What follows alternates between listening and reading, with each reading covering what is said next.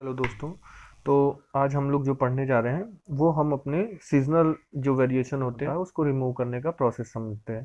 तो seasonal variation जैसे कि आपको पता है सीजनल वेरिएशन कैसे होते हैं जो कि प्रिडिक्टेबल होते हैं।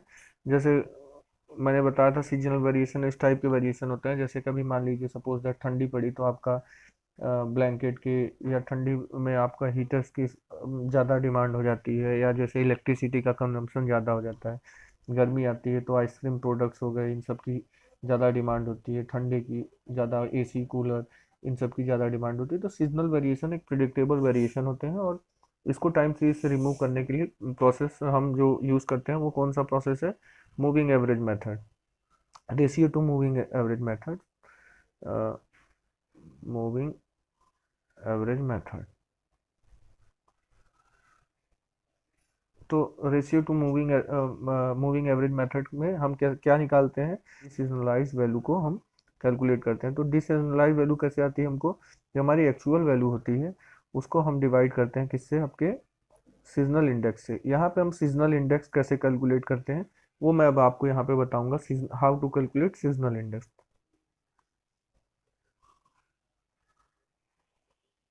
तो एक तो जनरली आप सीजनल इंडेक्स कैलकुलेट करके, आपको अगर टाइम सीरीज के रेफरेंस में डेटा दिया होगा तो आप उसमें से सीजनल इंडेक्स कैलकुलेट कर सकते हैं। और एक सिंपल आपसे डायरेक्ट क्वेश्चन ऐसे भी पूछा जा सकता है कि आपको सीजनल इंडेक्स दे दिया गया हो और आपसे डिसीजनलाइज वैल्यू पूछी जाए, तो आपको एक्चुअल को सीजनल इंडेक्स से भाग कर देना है, डिवाइड कर देना है। तो सीजनल इंडेक्स को कैसे निकालते हैं वो देखिए। जैसे मैं आपकी बुक का ही एक क्वेश्चन दिखाता हूँ कि यहाँ ईयर दे रखे हैं 2012, 13, 14, 2105 एंड 2016, ठीक। और इधर आपको क्वार्टर दे रखे हैं, Q1, Q2, Q3 and Q4, ठीक। तो ये क्वेश्चन जैसे आपके बुक में दे रखा है। तो जब हम सीजनल इंडेक्स फाइंड करना है हमको, तो ये देखिए उसी जो क्वेश्चन था उसको हमने ऐसे प्लॉट कर लिया। अब आपको मूविंग एवरेज निकालने के लिए क्या करना रहता है? जैसे देखिए 4 क्वार्टर्स का है, तो जब आप 4 क्वार्टर का एवरेज निकालेंगे तो यहाँ पे आपका जो 4 क्वार्टर है तो जो आपकी वैल्यू आएगी वो इसके बीच में आएगी यहाँ से। तो आपको क्या करना है? इन चार का वैल्यू का एवरेज लेना है। तो आप क्या करिए, पहले इन सब चारों का सम करिए एंड देन डिवाइड करिए उसको 4 से, तो उससे आपको क्या मूविंग एवरेज मालूम पड़ेगा। अब इन चारों को जोड़िए तो आपकी वैल्यू आ जाएगी, कितनी आएगी? 8387। उसके बाद आपकी वैल्यू आएगी, फिर अगला स्टेप में आपको क्या करना? फर्स्ट स्टेप में आपको ये चार की वैल्यू जोड़नी, सेकंड स्टेप में आपको इन चारों की जोड़नी, ऐसे ही आपको फिर थर्ड स्टेप में इन चारों की, ऐसे ऐसे ये स्टेप आपको रिपीट करना है आपके लास्ट तक। मूविंग एवरेज जब निकालना शुरू करेंगे तो 8387 एंड देन 8447, फिर आएगा आपका 8587, 8686, देन आएगा आपका 8764, फिर 8677। आपकी ये यहाँ तक की वैल्यू आ गई। इनके बीच में ये, फिर इनके बीच में ये, यहाँ पे थोड़ा सा लिखने में गलत लग रहा है, ये यहाँ तक की वैल्यू आ गई। उसके बाद आप ऐसे ही निकालेंगे तो यहाँ आएगा 8488, फिर यहाँ आएगा 8072, 7885, देन आएगा 7888। ये आपका ये यहाँ तक की वैल्यू है। फिर आप अगला निकालेंगे तो यहाँ से आ जाएगा 7759, 7965, ये हो गया आपका 8131। यहाँ से आपको आ गया 8367, 8756, 8756, इधर आपका आ गया 8791, और इधर आ गया आपका 8793। एक आपका ये आपका क्या आ गया? सम आया। अब एवरेज निकालने के लिए क्या करेंगे? क्योंकि 4 क्वार्टर है तो आप स्टेप वन जो आपका आया था, स्टेप वन को 4 से डिवाइड कर देंगे। तो जब इसको 4 से डिवाइड करेंगे तो आपका आ गया 2096.75। ऐसे अगला स्टेप आ गया आपका 2111.75। अगला स्टेप आ गया आपका 2146.75। ऐसी सारी वैल्यू आप कैलकुलेट कर लेंगे। तो जब आप सॉल्व करेंगे तो फर्स्ट स्टेप में आपने क्या किया? सम किया, सम ऑफ ऑल द 4 क्वार्टर्स की वैल्यू को सम कर दिया।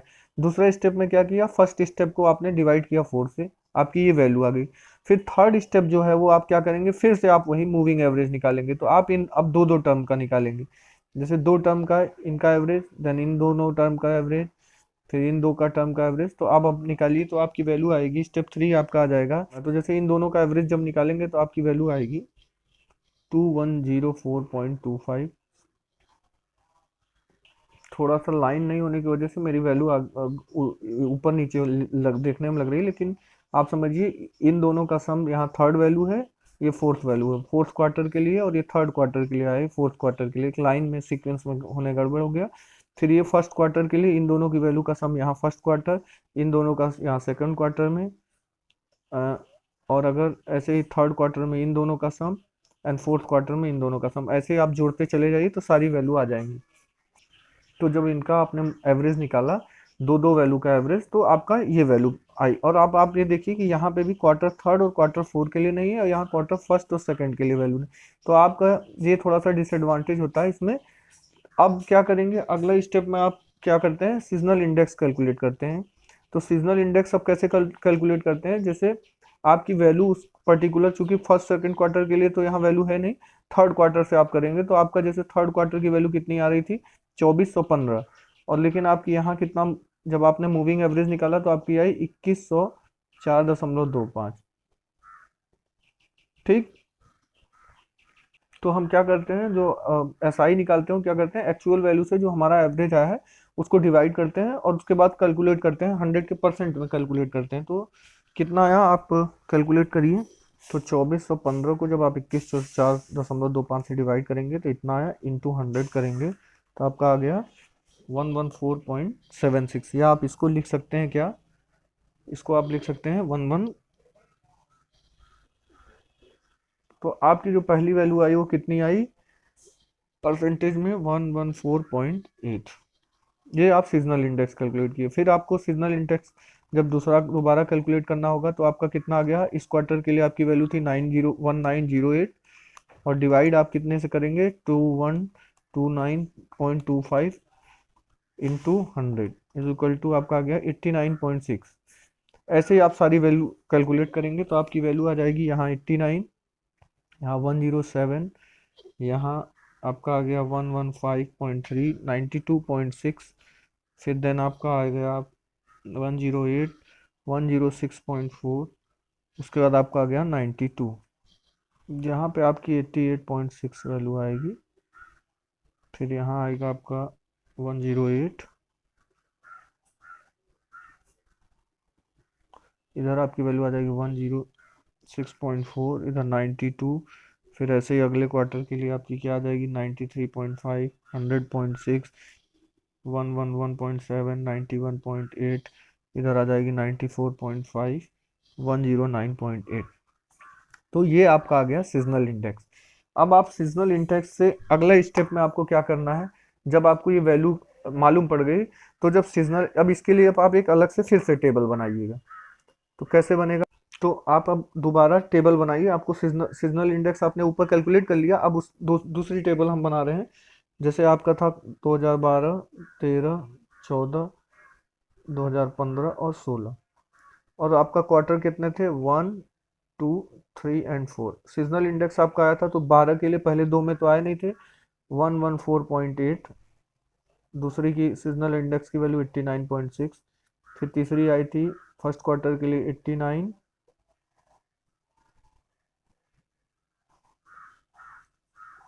थोड़ा सा लाइन खींचने से आप लोग को समझ में आएगा कौन वैल्यू किसके सामने है। तो यहाँ 89 आई थी, यहाँ 107, यहाँ आ गया आपका 115.3, इधर आ गया 92.6, ऐसे इधर आया 88.6, इधर आया 108, इधर आया 106.4, 92, 93.5। एक बार आप अपने से भी कैलकुलेट करिएगा तो आपको और चीज़ें कॉन्सेप्ट क्लियर हो जाएगा, क्योंकि आप अगर वीडियो ही देखेंगे तो आपको चीज़ें भूल जाएंगी। एक बार आप सॉल्व खुद से करेंगे तो आपको इजी पड़ेगा। अब नेक्स्ट स्टेप में हम क्या करते हैं, जब हमारा सीजनल इंडेक्स कैलकुलेट हो गया तो उसके बाद हम क्या करते हैं, हर क्वार्टर में से सबसे बड़ी वैल्यू और सबसे छोटी वैल्यू को निगलेक्ट करके हम उसका क्या करते हैं, मीन निकालते हैं। तो जैसे आप देखिए फर्स्ट क्वार्टर का अगर मीन हम देखें, क्वार्टर फर्स्ट का मीन अगर हम देख रहे हैं, mean mean of quarter first. तो हम क्या करेंगे, सबसे बड़ी वैल्यू इसमें क्या है, सबसे बड़ी वैल्यू देखिए आपकी ये है, इसको छोड़ दीजिए। और ये क्यों हम छोड़ रहे हैं, जैसे अब आप ये देखिए आपने क्या था आपका जैसे अगर देखा जाए ग्राफ में देखेंगे तो 1861 वेरिएशन बहुत ज़्यादा ज़्यादा है। जैसे सपोज दैट मान लीजिए 1860 यहाँ है और यहाँ 2200 है, तो आपका एक वैल्यू यहाँ है, एक यहाँ है, फिर अगली वैल्यू कितनी थी 1908, सपोज दैट यहाँ कितना हमने माना था 1908 यहाँ है। तो आपकी जैसे आपने अब आपको एक ट्रेंड लाइन बनाना है, तो आपने क्या किया, ये जो ऐसे लंबे लंबे वेरिएशन है, जब आपने सीजनल इंडेक्स कैलकुलेट किया तो आपके वेरिएशन कम हो गए। अब आपके ऐसे वैल्यू जो आई है वो सपोज दैट ऐसे नज़दीक हो गई ट्रेंड लाइन की, तो आपका वेरिएशन कम हो गया। तो उसको रिमूव करने के लिए अब उसको इसमें भी और शार्प जो वेरिएशन है उनको रिमूव करने के लिए हम क्या करते हैं, जो बड़ी वैल्यू है और छोटू वैल्यू है, तो मान लीजिए एक ट्रेंड लाइन की ऊपर की जो बड़ी वैल्यू है और जो सबसे छोटी वैल्यू, अगर हम उसको भी स्मूथ करें तो और नज़दीक हमारा आएगा, तो हमारा जो सीजनल वेरिएशन है और माने हम उसको कम कर देंगे। तो अब इसका मीन निकालिए, तो सबसे छोटी वैल्यू कितनी हो गई आपकी 88.6। तो आपका इसका अब जब मीन निकालेंगे तो कितना आ जाएगा, 89 plus 93.5 is equal to 182.5 divided by 2, कितना आ गया। तो मीन फॉर क्वार्टर वन कितना आ गया 91.25। ऐसे क्वार्टर टू के लिए निकालिए, क्वार्टर थ्री के लिए निकालिए, क्वार्टर फोर के लिए निकालिए। क्वार्टर टू में देखिए सबसे बड़ी वैल्यू कितनी हो गई 109.8 और सबसे छोटी वैल्यू कितनी है 100.6। तो आप 107 प्लस 108 डिवाइडेड बाई 2 कितना आ गया 107.5।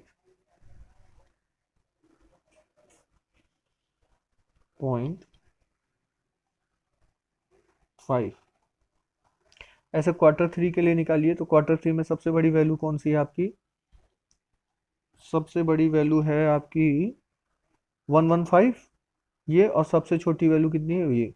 तो आप फिर से निकालिए 111.7 plus 114.8 is equal to not divided by 2, आपका आ गया 113.25।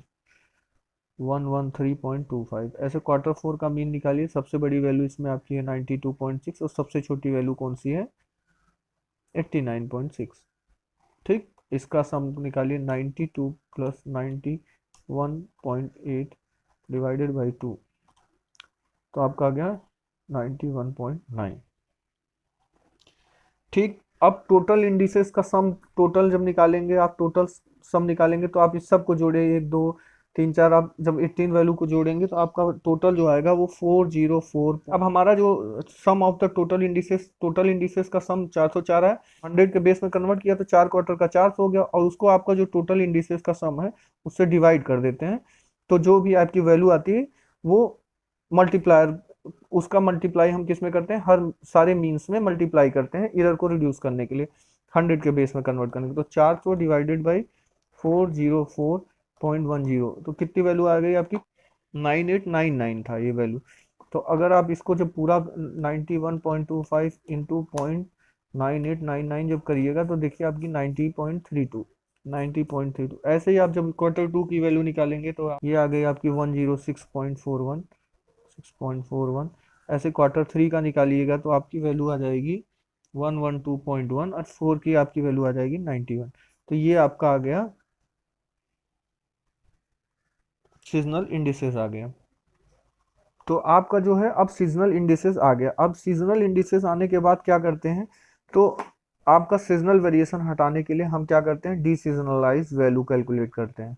तो डी सीजनलाइज्ड वैल्यू जो है आपकी वो वैल्यू आप कैलकुलेट करने के लिए क्या करते हैं, सिंपली जो आपका क्वेश्चन में जैसे आपका 2012 में कितना नंबर ऑफ ऑक्यूपेंसी थी 1861, तो 1861 जो आपका एक्चुअल नंबर 1861 होता है उसको डिवाइड कर देते हैं किससे, आपकी सीजनल इंडिसेस से। तो 19.32 और इंटू 100 या डिवाइडेड बाई 100 भी कर सकते हैं, वो बात वही है, ऊपर आके 100 हो जाएगा। तो ये कितना हो जाएगा आपका, जब अब हम डी सीजनलाइज वैल्यू निकालेंगे तो 1861 डिवाइडेड बाई, आप 100 से इसको कर सकते हैं तो 0.9032 का डिवाइड कर दीजिए, बात वही है आपकी आ गई अप्रॉक्स 2060। तो नंबर ऑफ ऑक्यूपेंसी जो 1860 थी, जो डी सीजनलाइज वैल्यू आई वो आपकी आ गई कितना 2060। और जब आपको ऐसे ही जब सीजनलाइज वैल्यू निकालनी होगी तो क्या करना होगा आपका, अब सपोज दैट मान लीजिए आपको डी सीजनलाइज ऑक्यूपेंसी 2021 किसी नेक्स्ट ईयर के लिए, मान लीजिए 2017 के लिए पता है कि जो डिसीजनलाइज्ड एवरेज ऑक्यूपेंसी है वो 2021 है। तो आपको अगर सीजनलाइज्ड वैल्यू या पूछ लिया जाए कितना रूम ऑक्यूपाई करेंगे, तो क्या हो गया आपका डिसीजनलाइज्ड वैल्यू में आपका पर्टिकुलर जिस क्वार्टर का पूछा गया, मान लीजिए सपोज दैट आपसे फर्स्ट क्वार्टर का ही पूछा गया, तो आपको क्या करना है, फर्स्ट क्वार्टर की वैल्यू आई थी आपकी 91.2, उसका मल्टीप्लाई कर दीजिए 91.25 और अपॉन 100। तो आप जब इसको कैलकुलेट करेंगे तो या तो आप ऐसे भी कर सकते हैं, 2021 को जैसे इसमें डिवाइड कर देते हैं डिसीजनलाइज वैल्यू निकालने के लिए, और सीजनलाइज वैल्यू जब आपको निकालना होगा तो उसका मल्टीप्लाई कर देंगे। तो 2021 इंटू 91.25, सॉरी 2021 इंटू आप इसको 0.9125 भी कर सकते हैं, मल्टीप्लाई करेंगे तो आपको एवरेज ऑक्यूपेंसी जो आएगी वो 1844 आ जाएगी। 1844 रूम की ज़रूरत होगी अगले नेक्स्ट ईयर में। तो आप ऐसे वैल्यू प्रिडिक्ट कर सकते हैं। तो अभी आपने जैसे पीछे देखा सीजनलाइज वेरिएशन को रिमूव हम करते हैं टाइम सीरीज से। अब मान लीजिए इरेगुलर वेरिएशन,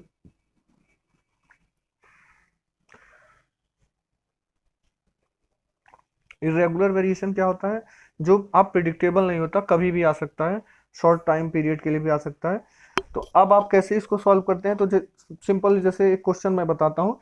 नॉर्मली आप पहले डीसीजनलाइज वैल्यू जैसे आपने पीछे कैलकुलेट की थी, आप सीजनल इंडेक्स निकालेंगे, फिर वहां से डीसीजनलाइज वैल्यू निकालेंगे, फिर डीसीजनलाइज वैल्यू जब आप सीजनल वेरिएशन हटा देंगे तो उसके बाद अब आपके उस जो टाइम सीरीज रहेगी उसमें साइक्लिक वेरिएशन रहेगा, तो उसको एनालिसिस करने के लिए हम रेसिडुअल मेथड का यूज करेंगे। देन उसके बाद हम उससे एक ट्रेंड लाइन बनाएंगे, तो उससे हम क्या प्रिडिक्ट कर पाएंगे, जो ट्रेंड लाइन से कि हमारा फ्यूचर प्रिडिक्ट कर पाएंगे। तो अब जैसे देखिए मैं समझाता हूँ, जैसे आपको एक क्वेश्चन में दिया है, सेल्स दे रखी है,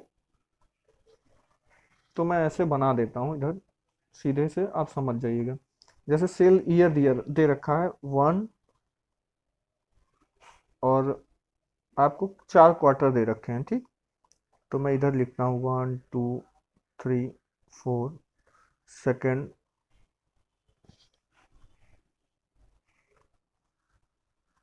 तो क्वेश्चन क्या दे रखा है आपको, ये ईयर दे रखा है और नंबर ऑफ सेल्स पर क्वार्टर के हिसाब से दे रखी है कि फर्स्ट ईयर में क्वार्टर फर्स्ट में 16, ऐसे सेकंड ईयर में क्वार्टर फर्स्ट में, ऐसे आपको क्वेश्चन में बुक में क्वेश्चन दे रखा है। तो अब आपको पीछे, इस बार मैं लाइन इसलिए खींच दिया ताकि आपको पीछे मेरे पीछे वाले जो वीडियो में थोड़ा सा लाइन का गड़बड़ हो गया था आमने सामने लिखने में। तो हम क्या करते थे पहले, अब इसमें से जैसे इस ट्रेंड आपको एक टाइम सीरीज दी है, तो इसमें से आपको क्या करना है, सीजनल वेरिएशन को एलिमिनेट करने के लिए हम मूविंग एवरेज मेथड यूज करते थे। उसके लिए हम क्या करते थे, सीजनल इंडेक्सेस निकालते थे, और अपना डीसीजनलाइज वैल्यू क्या करते थे, एक्चुअल वैल्यू को आपके सीजनल इंडेक्सेस से भाग कर देते थे, और उससे हम डीसीजनलाइज वैल्यू निकालते थे। तो अब देखिए हम एक तरीके से आपका रिवीजन भी हो जाएगा। इस क्वेश्चन को देखिए, तो पहले आप क्या करते थे, एवरेज निकालते थे। तो 4 क्वार्टर का एवरेज आप थर्ड के सामने लिखेंगे। तो जैसे आप समझिए, अब इन चारों का आप पहले फर्स्ट स्टेप में सम कर दीजिए, स्टेप फर्स्ट में सबका सम करिए। तो इन 4 का सम यहाँ लिखा जाएगा, फिर ऐसे ही नेक्स्ट 4 का सम, जैसे ये सपोज करिए ये 4 का सम इसके आगे लिखा जाएगा। तो ये सेकंड और थर्ड के बीच में लिख रहे हैं। तो अब आप देखिए इन 4 का सम निकालिएगा, तो ये आ जाएगा 64, 63, ऐसे ही आप पूरा सबका वैल्यू निकालिएगा। जब आप इन 4 का सम निकालेंगे तो आपका इतना वैल्यू आ गई।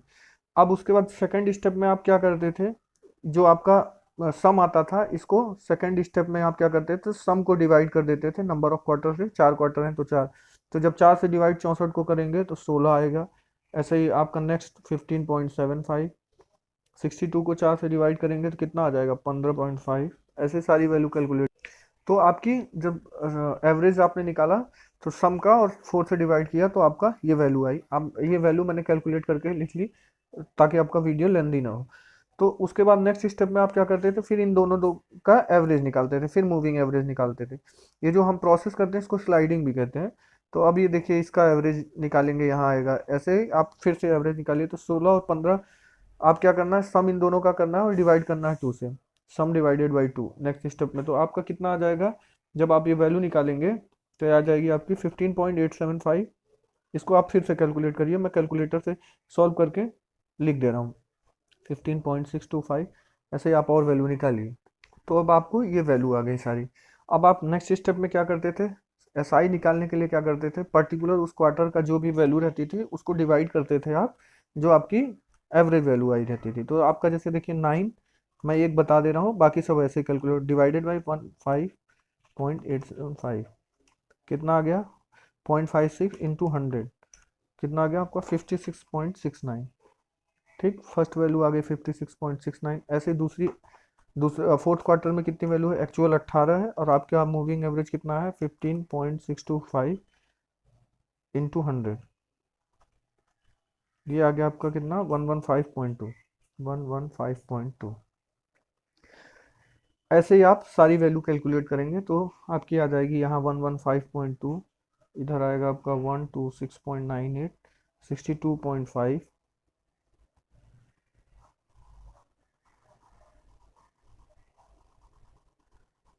उसके बाद अगली आएगी 107.46, 96.45। तो यहाँ से आपको क्या हुआ, आपका सीजनल इंडेक्स इंडेक्स मिल गया। तो जब सीजनल इंडेक्सेस प्राप्त हो गया तो अब हम क्या करते थे, इसका एक टेबल बनाते थे, तो फिर उनका मॉडिफाइड मीन निकालते थे। जैसे आपका ये ईयर हो गया 1 2 3 4 5, और क्वार्टर 1 2 3 एंड 4। तो अब क्वार्टर 1 की वैल्यू थर्ड के लिए यहाँ से शुरू होगी, तो 56.69, देन 115.2, फिर इधर आया आपका 115.2, 126.98, ऐसे इधर 62.5, इधर 107.46। आपका अगला स्टेप में कितना आ जाएगा 96.45, इधर आ गया 129.72, इधर आ गया 68.42, इधर आ गया आपका 115.03। ऐसे फोर्थ ईयर में फर्स्ट क्वार्टर में 89.47, 134.22, इधर 59.06, इधर 111.25, इधर आ गया आपका 92.90, और इधर 128.39। तो अगले स्टेप में आप क्या करते थे, हर क्वार्टर की सबसे बड़ी और सबसे छोटी आपके ट्रेंड को और स्मूथ बनाने के लिए आप क्या करते थे, जो हाईएस्ट और लोएस्ट वैल्यू है उनको नेग्लेक्ट कर देते थे। तो जिसमें सबसे बड़ी और सबसे छोटी वैल्यू कौन है, सबसे छोटी ये हो गई और सबसे बड़ी वैल्यू ये हो गई। इसको आप रिमूव करके देखिए तो आपका क्वार्टर फर्स्ट का जो मीन आएगा वो कितना हो जाएगा 96.45 plus 92.90, that is equal to इतना, और डिवाइडेड बाई 2 आप करेंगे तो आपका आ गया 94.675, 94.675। ऐसे क्वार्टर 2 का जब आप निकालेंगे तो ये आ जाएगा 129.05। ऐसे ही आप क्वार्टर 3 का निकालिएगा तो ये आएगा आपका 60.80, एंड क्वार्टर 4 का जब आप निकालेंगे 113.15। फिर आप क्या करते थे, आपका टोटल इंडिसेस का सम निकालते थे। सम ऑफ टोटल इंडिसेस जब आप निकालिएगा तो इसको आप जोड़िए पूरा सम, 56 पॉइंट इतना इतना, ऐसे सारी वैल्यू को जब सम करेंगे तो आपकी जो टोटल वैल्यू आ जाएगी वो कितनी आएगी 397.725। उसके बाद आप क्या करते थे, 100 के बेस में कन्वर्ट करते थे। 4 क्वार्टर तो आप क्या करेंगे 400 डिवाइडेड बाई क्या करते थे 397.725, total sum of total indices को डिवाइड करते थे। जो मल्टीप्लायर आता था उसका मल्टीप्लाई आप हर क्वार्टर मीन में करते थे, वो इरर को, जो भी इरर है उसको कम करने के लिए। तो कैसे आपकी वैल्यू आ गई 400 डिवाइडेड बाई 397.725। तो आपको किससे मल्टीप्लाई करना है 1.0057 से मल्टीप्लाई सब में करिए। तो आप क्वार्टर 1 में इंटू 94.67 करेंगे तो आपकी वैल्यू आ गई 95.21। तो क्वार्टर फर्स्ट की वैल्यू आ गई 95.2। ऐसे क्वार्टर 2 की वैल्यू जब आप निकालिएगा तो 129.9, क्वार्टर 3 की 61.2, एंड क्वार्टर 4 की वैल्यू आपकी आ जाएगी 113.9।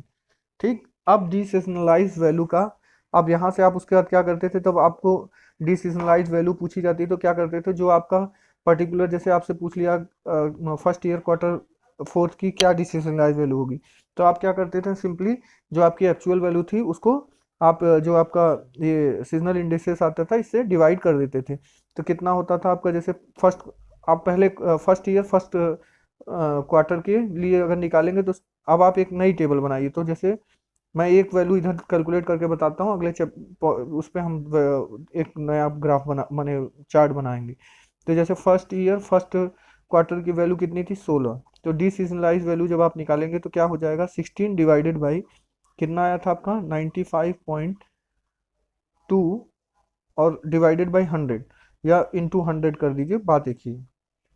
तो आप 16 को डिवाइड करिए 0.95 से 952 से, तो आपकी वैल्यू आ जाएगी 16.8 16.8। ऐसे ही आप अगर दूसरे के लिए निकालेंगे तो आपका 21 क्वार्टर टू कितना है डिवाइडेड बाई 1.1 को डिवाइड करेंगे कितना से आप 129.9 डिवाइडेड बाई 100 तो 1.299 से डिवाइडेड बाई 1.299 आपकी वैल्यू कितनी आ गई 16.16, या आप 16.2 भी लिख सकते हैं 16.2। ऐसे ही आप सारी वैल्यू हर क्वार्टर के लिए निकालिए। तो अब आपकी एक नई टेबल बनेगी, वो मैं इधर लिख देता हूँ।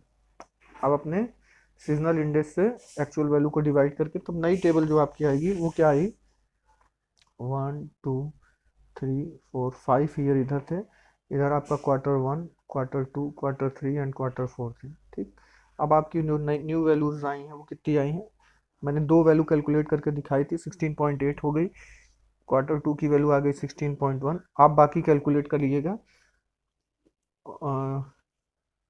बाकी मैं लिख दे रहा हूँ 14.7, इधर आ गई आपकी 15.8, ऐसे ही सारी वैल्यू कैलकुलेट करिएगा। तो ये जो आपका डीसीजनलाइज सेल का डाटा हो गया, सेल का डेटा आपको पास आ गया। ठीक, अब आप यहाँ तक आ गए। अब देखिए जैसे मैं आपको बुक में दिखा देता हूँ क्योंकि ग्राफ में बनाऊंगा तो बहुत वो हो जाएगा। देखिए आपने क्या किया, आप अगर ये बुक में देख रहे होंगे तो पहले आपका देखिए वैल्यू कितनी थी, यहाँ सेल जो थी आपकी सेल 16 थी फर्स्ट क्वार्टर में, तो ये देखिए वैल्यूओं में फ्लक्चुएशन कितना था, 16 थी, फिर 21 थी सेकंड क्वार्टर में, थर्ड क्वार्टर में आपकी कितनी हो गई थी 9 हो गई थी। तो कितना लंबा लंबा देखिए फ्लक्चुएशन है। फिर आपने क्या किया, जो आपकी वैल्यू आई देखिए ये आपकी वैल्यू आपने निकाली है, डिसीजनलाइज वैल्यू जो आपकी आई है, तो ये, तो अब देखिए आपके एक तरीके से आपका जो वैल्यू है वो पास पास हो गई ट्रेंड लाइन के। अब आपको एक ट्रेंड लाइन करना है, आपने सीजनली वेरिएशन को जो है वो कम कर दिया, स्मूथ कर दिया। लीनियर इक्वेशन निकालना होगा जिससे हम फ्यूचर में प्रिडिक्ट कर पाए कि हमारा क्या सेल रहेगी। यहाँ से तो आपने रिमूव कर दिया मूविंग एवरेज मेथड यूज करके। तो अब देखिए उसके लिए आप क्या करेंगे, जैसे डिसीजनलाइज सेल की वैल्यू आ गई, अब इससे आपको अगर ट्रेंड लाइन बनानी हो तो ट्रेंड लाइन का आप कैसे बनाते थे, y is equal to a plus b x के फॉर्म में आपको अगर लाना हो, प्लस बी एक्स के फॉर्म में लाना हो तो कैसे अब इसको लाने के लिए आपको क्या था, आपको मालूम था b इज इक्वल टू क्या होता है वाई बार होता है, और आपको मालूम है कि sorry a is equal to y bar, b is equal to summation of x y upon summation of x square. तो यहाँ से आप अगर देखिए तो आपके पास जो है वो 20 क्वार्टर्स, माने आप एक देखिए आपका जो वैल्यू है 20 क्वार्टर्स के लिए आई है। तो आप अगर यहाँ से देखेंगे x की वैल्यू तो ऐसे देखिए 1 2 3 4 5 6 ऐसे 20 टाइम्स लिखिए। फिर उसके बाद आप क्या करते थे, इनका सम करते थे, तो 20 का जब आप इसका सम करेंगे तो आपका आ जाएगा 210, इसको डिवाइड करेंगे 20 से तो कितना आ जाएगी आपकी वैल्यू, डिवाइड करके देख लीजिए 210 divided by 20 is equal to आ गई 10.05। फिर क्या करते थे आप, आपका जो कोडेड टाइम निकालते थे वो क्या करते थे, मीन में से आप घटा देते थे, तो जैसे 1 में से 10.5 गया तो यहाँ आ गया आपका -9.5 -8.5, ऐसे वैल्यू इधर इधर जीरो आएंगी, फिर इधर से फिर आप बढ़ेंगे तो इधर 9.5 तक आएंगी और इसका सम जीरो हो जाएगा। क्योंकि ये होल नंबर नहीं है तो आप क्या करेंगे, इसमें 2 का मल्टीप्लाई कर देंगे। तो पहली वैल्यू कितनी आ गई आपकी, मैं एक जनरली बता दे रहा हूँ, 9 दूनी 18 19 पहली वैल्यू आ गई -19, यहाँ आ गई 8 दूनी 16 1 17 -17 अप टू ऐसे जीरो, और इधर भी ऐसे आ जाएगी 17 और 19। ठीक, अब आपको क्या करना है, जब आप इसका आपको वैल्यू किसकी चाहिए एक्स स्क्वायर की, तो एक्स स्क्वायर की वैल्यू आप अब यहाँ से करिए 19 इंटू 19 इज इक्वल टू कितना आ गया 361, ऐसे 17 इंटू 17 इक्वल टू 289, ऐसे 15 14 13 12 एंड सॉरी 19 17, फिर उसके बाद ऐसे कितना आ गया यहाँ पे, यहाँ आ गया आपका 7.5 14 15 हो गया। ऐसे ही आप निकालिएगा वैल्यू कैलकुलेट करिएगा, आप सॉल्व करिएगा, तो जो आपका समेसन ऑफ एक्स स्क्वायर की वैल्यू आएगी वो कितनी आ जाएगी आपकी, वो आएगी आपकी 2660।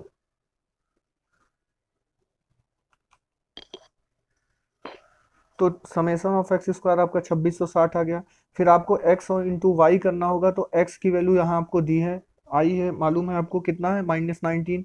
आप इसका ऐसे ही वैल्यू वाई की वैल्यू, एक्स वाई की वैल्यू जब कैलकुलेट करेंगे तो -19 में किसकी, पहले फर्स्ट क्वार्टर की वैल्यू को मल्टीप्लाई करेंगे 16.8 को, तो आपकी वैल्यू आ जाएगी कितनी, आप ऐसे ही कैलकुलेट करिएगा 16.8 इंटू 19, पहली वैल्यू आ गई आपकी, जैसे माइनस यहाँ एक्स वाई निकालेंगे 3192, ऐसे सारी वैल्यू कैलकुलेट करिएगा।